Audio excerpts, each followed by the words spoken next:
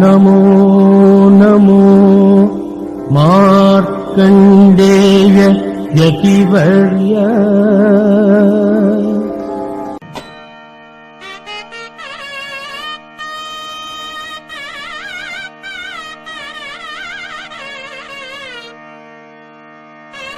మేషరాశికి అశ్విని నక్షత్రం, భరణి నక్షత్రం, కృత్తికా నక్షత్రానికి 1వ పాదంతో అశ్విని నక్షత్రం 1, 2, 3, 4 పాదముల వారు.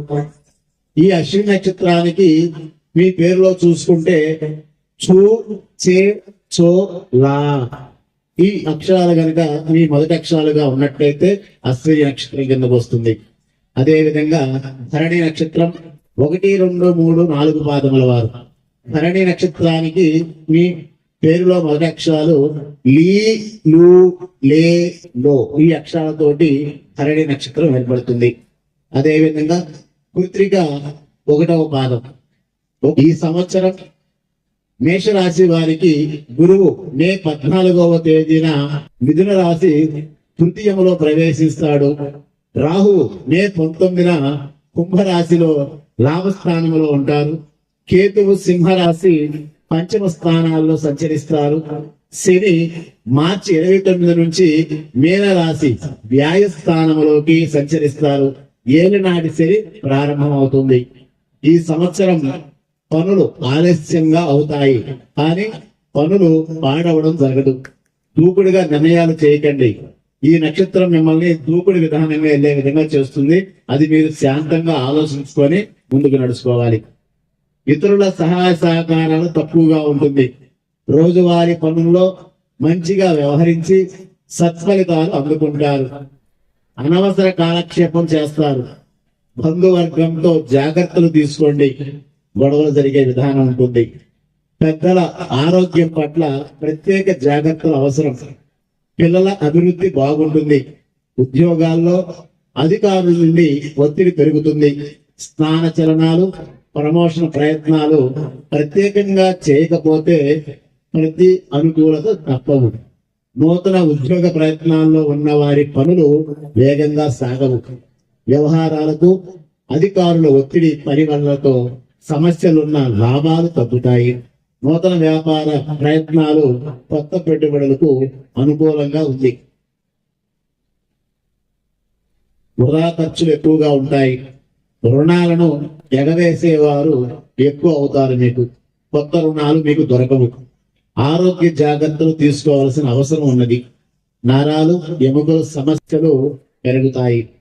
మార్కెటింగ్ ఉద్యోగులకు పనులు ఆలస్యమైన మంచి ఫలితాలు ఉంటాయి.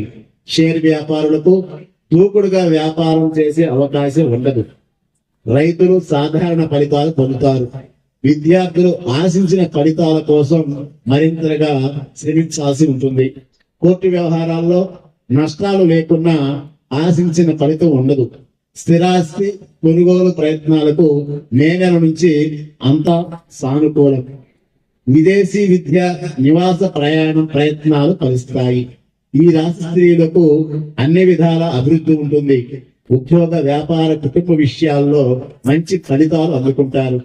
గర్భిణీ స్త్రీలు మే నెల చివరి వరకు జాగ్రత్తలు పాటించడం మంచిది. మేషరాశిలో 3 నక్షత్రాలు ఉంటాయి. 3 నక్షత్రాల వారీగా విడివిడిగా ఒకసారి చూద్దాం. అశ్విని నక్షత్రం ఎక్కువ కాలం సమయ పాలనతో పనులు పూర్తి చేయలేరు. అందరితో మైత్రి భావంతో ఉంటూ సమస్యలు దగ్గరకు రాకుండా చూసుకోగలరు.